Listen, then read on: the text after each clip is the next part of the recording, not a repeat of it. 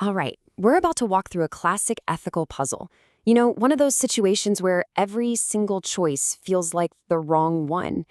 This whole scenario is pulled from a famous Harvard Business School case study that's designed to put you right in the middle of a truly impossible decision.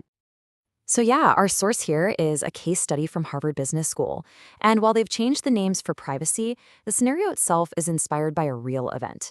This isn't just some hypothetical exercise, it's really rooted in the messy complexities of actual workplaces. So let's start by putting you right in the hot seat. Imagine this. You're at your desk just trying to work and you overhear something truly awful happening to a colleague. What do you do? Do you step in or do you just pretend you heard nothing? Let's see how this exact situation plays out. Okay, so meet Jack DeCoste. He's an engineer at a defense contractor called Lonestar. It's super early, like 7:30 a.m., but he's already at his desk, buried in spreadsheets. It feels like a totally normal morning, right? Well, that's until he overhears a phone call he absolutely cannot ignore. He hears this desperate voice. It belongs to a secretary named Julia Martinez. She's on the phone, and it sounds like she's on the verge of tears. She's talking about some and it's pretty clear that whatever's been going on, well, it's getting worse. And it's obviously moved beyond just words. Julia starts describing this physical intimidation, being crowded in the hallway, accidentally being brushed against. The whole situation is quickly escalating from verbal harassment to something much more physically threatening. And then Jack overhears the most chilling detail. This isn't just harassment anymore. This is assault. And the guy is so brazen about it that he actually laughs and tells her not to bother screaming because he'll just deny it. That one sentence just changes everything. And here's the power dynamic that makes this so awful. The guy harassing Julia, it's her boss. So she feels completely trapped. If she reports him, she could lose her job. But on top of that, she's also terrified of how her husband, who has a pretty volatile temper, would react if he found out. She is totally, completely alone in this. So after Julia leaves, Jack is just left there, kind of reeling. I mean, his engineer's brain is trained to solve logical problems, right? With clear inputs and outputs. But this is a deeply messy human crisis. And he knows he can't just ignore it. His instinct is to solve problems, to tackle them head on. So he does what an engineer would do. He tries to map it out, right? He games out his options. Option 1, confront the boss, this guy Ron French. Probably a bad idea. French will just deny everything and Julia will get caught in the middle. Option 2, talk to Julie directly? Maybe, but what could he even say? He doesn't have a solution and he might just make her feel even more exposed. Every single path looks like a dead end. Feeling totally stuck, Jack decides he needs more information. So he does what seems pretty logical. He makes an anonymous call to Lone Star's legal department. He's just hoping to understand the company policies without naming names. He's looking for a rule book, a clear procedure to follow. Okay, so before we hear what the lawyer says, it's really important to understand what an EEO investigation actually is. This isn't some informal chat over coffee. It's a formal, documented process to officially investigate claims like this. And it can have some really serious consequences for everyone involved. And this is the answer Jack gets. It's not advice, it's a command.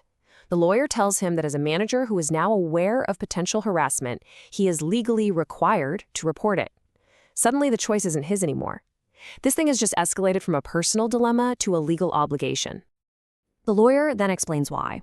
From the company's point of view, it all comes down to legal risk. Basically, if Jack, as a manager, knows about this and does nothing, the company itself becomes legally responsible for the harasser's actions. By not acting, it looks like Lonestar is condoning the behavior, and that puts the whole organization on the hook. So now Jack is in an even tougher spot. He feels like he has to tell Julia what he's learned.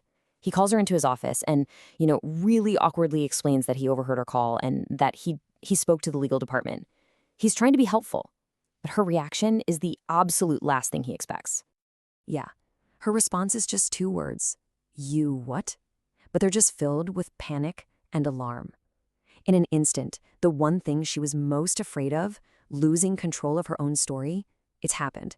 A stranger is involved, and even worse, he's already talked to lawyers. Her private crisis is about to go public. Julia immediately starts pleading with him, just laying out all her fears.